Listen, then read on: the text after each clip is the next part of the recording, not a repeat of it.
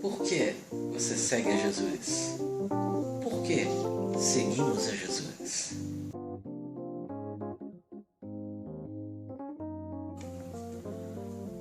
Queridos, graça e paz, estamos felizes nesse dia, pois a presença de Deus está neste lugar.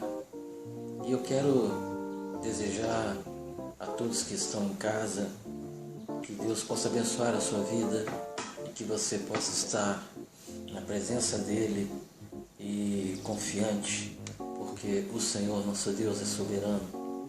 Eu quero meditar com todos a palavra do Senhor nesse dia, no Evangelho de Mateus, capítulo 8, versículo 18 a 22. E a palavra diz assim: quando Jesus viu a multidão ao seu redor, deu ordem para que atravessassem para o outro lado do mar. Então um mestre da lei aproximou-se dele e disse: Mestre, te seguirei por onde quer que for. Jesus respondeu: as raposas têm suas tocas e as aves do céu têm seus ninhos, mas o Filho do Homem não tem onde repousar a cabeça.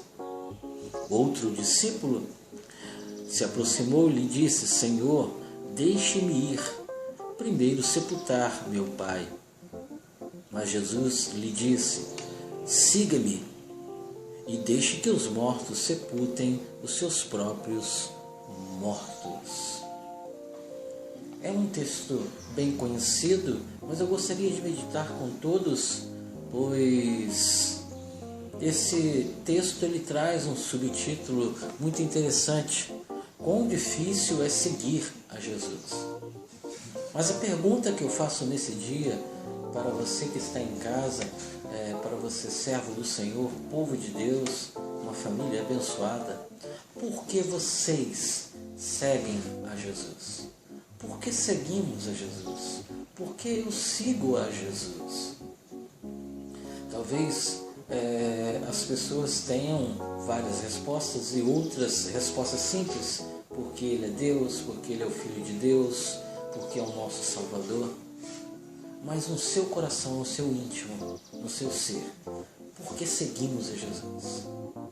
Este texto, ele vem, este capítulo 8, ele traz vários textos e aqui retrata sobre uma multidão que seguia Jesus.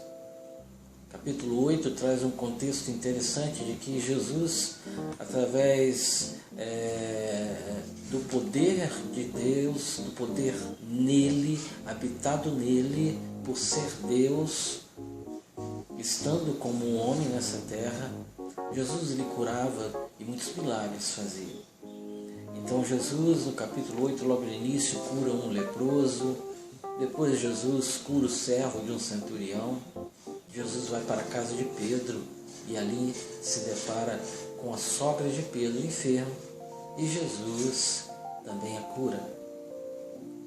Mas agora, no verso 18, quando a multidão está ali em meio com Jesus e todos os discípulos, a multidão o segue, a multidão está ao redor dele, Jesus despede dos seus discípulos, pede para atravessar o mar. Diante dessa história de Jesus se deparando com a multidão após vários milagres, se deparando no verso 19, ao se aproximar dele um mestre da lei, um homem bem conhecido diante de todos os judeus, conhecedor da lei, o próprio nome diz mestre da lei, aquele que ensinava sobre a Torá, e ele diz: eu te seguirei por onde for. Então Jesus diz para ele: olha, as raposas têm suas tocas, até as raposas têm suas tocas, um lugar de conforto para elas, um local de descanso para elas, um local seguro para elas.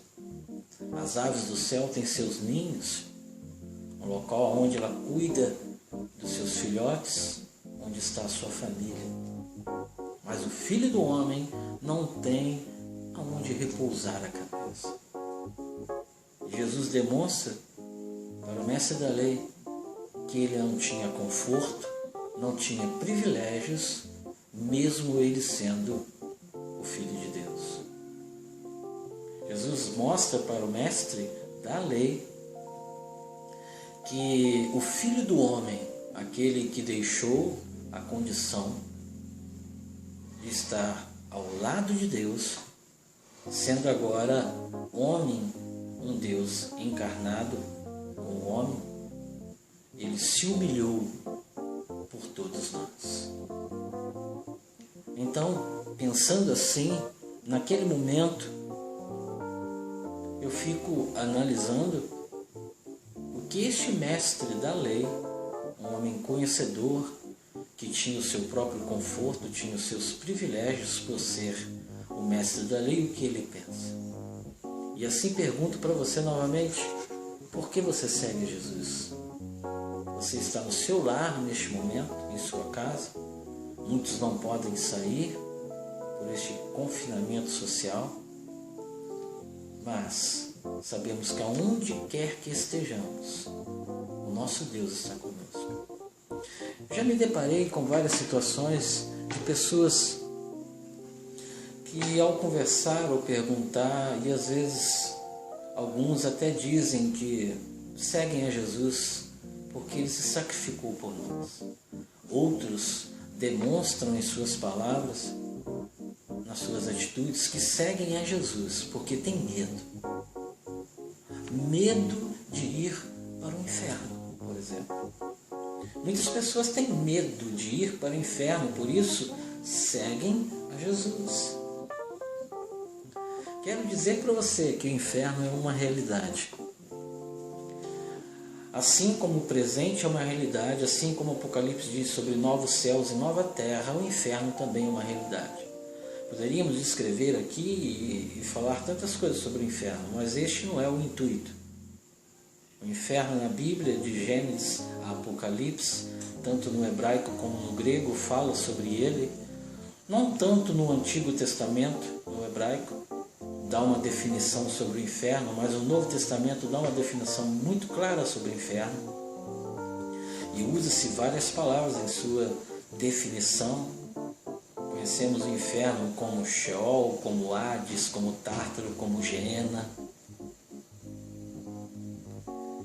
Então o inferno, após a morte, existe um local intermediário, sim, mas o inferno mesmo, como Geena, o inferno onde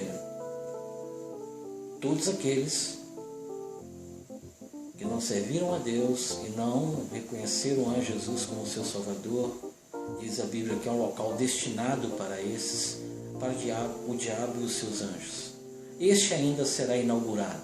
Como eu disse, não quero falar sobre este momento, sobre o inferno. O que eu tenho a te dizer é que na mente das pessoas, quando eles pensam em seguir a Jesus porque tem medo do inferno, dá uma concepção, e sabemos que o inferno é um local para aquelas pessoas que estão condenadas. Romanos 3:23 diz que todos pecaram e destituídos estão da glória de Deus. Romanos 5:12 fala que através de um homem entrou a morte no mundo por causa dos pecados. Então, quando pensamos em inferno, pensamos em uma pessoa que está condenada. Então, por que seguimos a Jesus? Porque temos medo? Eu quero te dizer, meditando nessa palavra, e o desejo do meu coração, que no final dela, que você entenda que você não pode seguir a Jesus porque você tem medo de ir para o inferno. Entendemos perfeitamente que 1 João, a epístola, capítulo 4, verso 18, diz que o perfeito amor lança fora todo o medo. O perfeito amor de Deus lança fora todo o medo. Então, neste momento, entendemos um pouco mais a palavra do Senhor No verso 19, depois o mestre da lei se aproximar de Jesus e dizer, por onde fores eu irei, e Jesus dizer a ele a realidade da sua própria vida, do que ele vivia naquele momento. No verso 20, Jesus relata a sua própria história de vida, dizendo sobre privilégios que ele não tinha, mas um homem comum, como mestre da lei, tinha mais conforto e privilégio do que o próprio Jesus. No versículo 21 em diante, outro discípulo se aproxima de Jesus, querendo seguir, mas diz, Senhor, primeiro deixe-me sepultar o meu pai. E Jesus diz, deixe os mortos sepultar os seus próprios mortos, siga-me. Percebemos que, assim como existem pessoas que seguem a Jesus porque tem medo de ir para o inferno, também existe outro grupo de pessoas, queridos, que seguem a Jesus por suas necessidades, as suas necessidades terrenas. Outras pessoas seguem a Jesus porque estão em busca de satisfazer os seus próprios prazeres. Outras pessoas seguem a Jesus porque estão em busca, assim como a multidão naquela época os cercavam Jesus, estavam ao redor de Jesus e desejavam ser abençoados. Percebemos então que os dias de hoje não são diferentes. Existem muitas pessoas que seguem a Jesus porque querem satisfazer as suas necessidades, porque sabem que Jesus é fonte de bênção. Nesse dia eu quero te dizer que você não deve seguir a Jesus porque tem medo de ir para o inferno, e você também não deve seguir a Jesus porque Ele pode satisfazer as suas necessidades. Você não segue a Jesus pelo que Ele pode fazer. Você precisa de entender, nós precisamos entender que seguimos a Jesus pelo que Ele é. O discípulo Tiago, capítulo 4, no livro de Tiago, verso 3, diz assim a palavra, eu quero ler para todos. Verso 3, ele está dizendo claramente, quando pedem, não recebem, pois pedem por motivos errados para gastarem seus próprios prazeres. Então não podemos seguir a Jesus porque Ele pode saciar ou pode realizar os nossos desejos. Mas eu quero aqui meditar com todos que, percebendo dentro deste texto, Jesus deu respostas diferentes para duas pessoas aqui. Tanto no versículo 19, 20 e 21, quando o mestre da lei se depara com Jesus e quando um discípulo se depara com Jesus, as respostas são diferentes.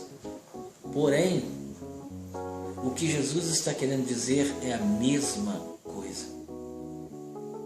Jesus não está impedindo o mestre da lei de o seguir, de forma alguma, assim como Jesus não te impede de segui-lo. Jesus não está dando uma desculpa. Lendo o texto, alguém pode pensar, Jesus deu uma desculpa porque não queria que o mestre da lei o seguisse. Jesus não está dando desculpa para que o mestre da lei o siga. Jesus não fez uma acepção de pessoa aqui dizendo, não quero que o mestre da lei venha, mas eu quero que esse discípulo querido venha, deixe os mortos sepultar os mortos, não. Jesus está mostrando para os dois, se vocês querem me seguir, vocês precisam entender que não haverá conforto, não haverá tempo para cuidar em muitos momentos dos seus próprios prazeres. Se vocês querem me seguir, vocês precisam de entender que eu posso salvar a vida de vocês. Mas nesse pacote da salvação existe também, como diz João, capítulo 16, verso 33, neste mundo tereis aflições. Tem de bom ânimo, eu venci o mundo.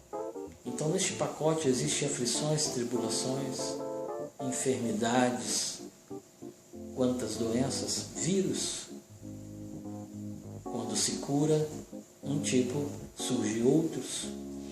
Então entenda que você segue a Jesus não porque Ele pode te oferecer várias coisas, mas neste momento eu quero te dizer que precisamos seguir a Jesus porque entendemos claramente que Ele é o nosso Senhor. Seguimos a Jesus porque Ele é o nosso Senhor. Jesus não faz uma acepção aqui dizendo para o discípulo: deixe o seu pai que outras pessoas o sepultem, mortos sepultem os seus próprios mortos, venha comigo. Não.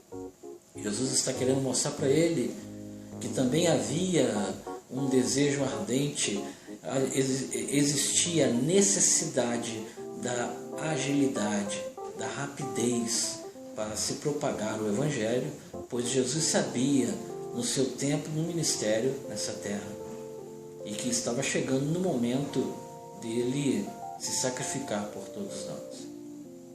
Então Jesus mostra para os dois homens que seguir a Ele não é algo que é tão fácil assim. Precisamos renunciar a várias coisas, mas é a melhor coisa dessa terra que podemos fazer. Seguir a Jesus é entender que nós somos discípulos dele. Seguir a Jesus é entender que, como discípulo, a própria palavra diz talmidim, e a tradução dessa palavra diz que é ser ensinável, uma pessoa que se deixa ensinar, um aprendiz, um seguidor do seu mestre. Somos discípulos de Jesus, somos seguidores de Jesus.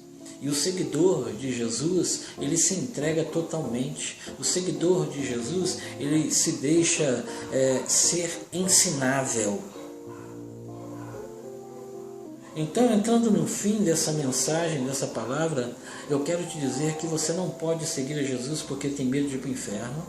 Você não pode seguir a Jesus porque Ele pode suprir as suas necessidades. Mas você deve seguir a Jesus, porque Ele é o meu Senhor, porque Ele é o seu Senhor, porque Ele é o Senhor da sua família, porque Ele é o Senhor da tua casa. E como diz a Bíblia, seguimos a Jesus porque o amamos. Mas sabe por que nós o amamos? Porque a primeira epístola de João, capítulo 4, verso 19, diz que nós o amamos porque Ele nos amou primeiro. Então seguimos a Jesus porque Ele é o nosso Deus, o nosso Salvador, se entregou por todos nós. Sigam a Jesus, seja qual for a circunstância da sua vida. Sigam a Jesus, seja qual for o momento que você está passando. Siga a Jesus e sirva a Ele, que é digno de toda honra e toda glória. João 3,16 diz que Deus amou este mundo de tal maneira e deu seu Filho. E este Filho, no verso 17, se entregou, veio ao mundo não para condenar, mas para salvar. Deus abençoe a tua vida, a tua família, a tua casa.